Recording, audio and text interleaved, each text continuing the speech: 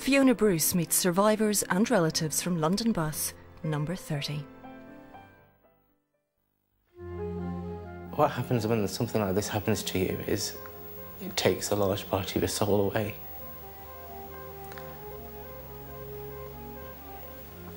What it does, it eats inside you. And because it's not something you can work out, like a normal natural death. Go Sally's wife died on the number 30 bus on the 7th of July. For the last year, he's been plagued by questions about his wife's murderer, Hasib Hussain. I've had to fight with my own demons, where I've actually driven down to the person who actually did the London bombings, family, actually to go and actually do the same by them. Today, he's going to knock on the door of Hussein's family to try and find some answers. Alaikum. Are you Hasib's father? Can I talk to you? Your son killed my wife. Streets as a prostitute. This is how many of them will continue to earn a living. Tonight, the Cook Report investigates the children whose lives are put at risk by the very people who are supposed to be caring for them. And we expose some of the evil men who exploit them. Roger Cook, Central Television. When they reappear, all too often, it's on the streets. If you're involved in prostitution at a very young age, it is too easy to stay in that lifestyle, to become a prostitute as an adult, but that also leads on to drug addiction, alcohol abuse. When I got raped when I was 10 and I feel dirty and I just might as well, it's like I just should give my body away. Very few people knew Harry was in Afghanistan. One of them that did was Chelsea Davey, Harry's on-off girlfriend. We caught up with her up in Leeds last night. She wasn't too vocal on the issue at all, unfortunately, but she had been speaking to him in Afghanistan. The UK's trade deficit with the rest of the world has come as a complete shock, affording the government the opportunity to claim success for its economic policy, but prompting only bewilderment amongst the business community. The principal reason for the closing of the deficit is a £310 million surplus of trade with the rest of Europe, and the surprising assertion that exports to Europe are growing at a yearly rate of almost 10%. Is that by working under the banner of Carlsberg Tetley, the new firm will be able to sell more product in free houses, which have grown substantially in number since the monopolies.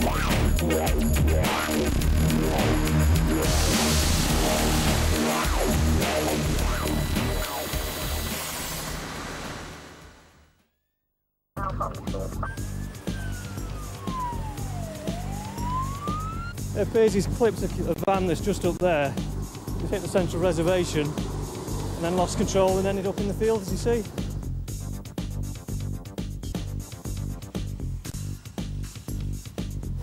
What we're doing now, breaking into the bonnet and disconnecting the battery and cuts off all the electric supply.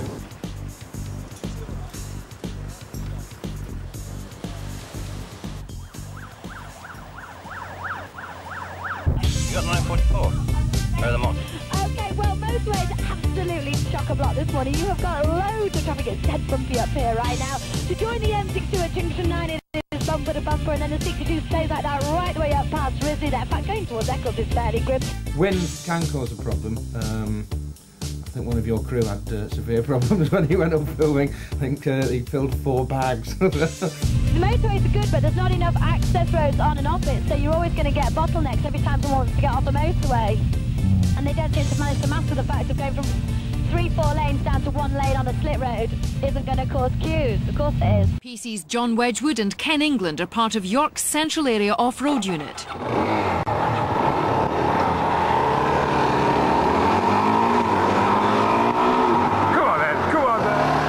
For the past 5 years, they've been patrolling not only the streets of the city, but the surrounding fields and moors as well. They ride Suzuki DR400 motorbikes that have been specially adapted for police use. There is no area that these scrambler cops can't get to, leaving criminals with no place to hide.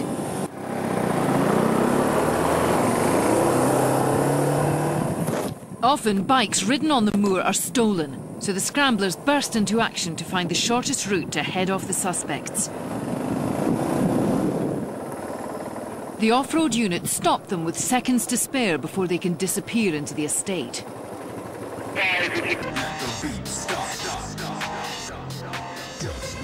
Welcome to Men & Motors TT 2005. Coming up today, we've got the second of the Supersport 600 races for you. I feel like he's walking. Putting himself in a good position though for the end of this lap, and a pit stop of course as Hutchinson. When you're following someone in, you tend to follow them wherever they're going to some extent. They drag you into a corner, and I think McGuinness there just goes to show that with a very slight lapse behind Anstey, right out to the dusty curb there. And Guy Martin fourth over the jump there for the Suzuki at the moment around this course. Great to see them back. Finnegan again. It's a battle of the bikes out there as the 600s are being redlined by the riders. It's time for us to put the brakes on and pull in the pits, but we'll rejoin the breathtaking action in a few minutes' time.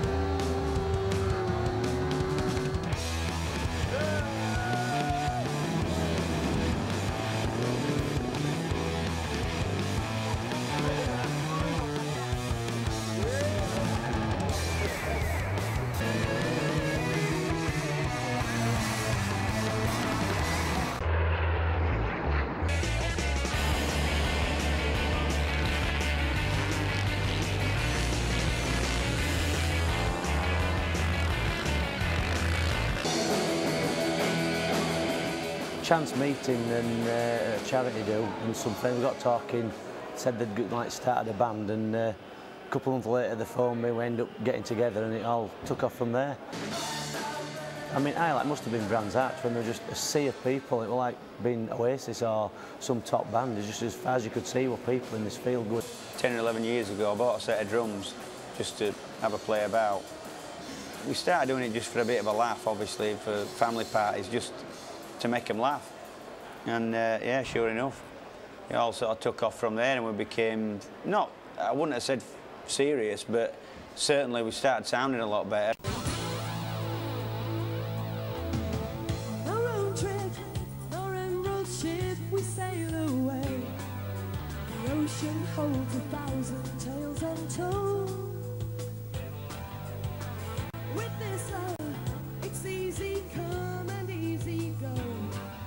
It's life the way we were before the fall. Don't see the reason why every angel must fly. I'm betrayed by the tear in my eye. If you need accommodation for your visit to Raisthorpe, then there's the delightful Burythorpe House just 5 minutes away.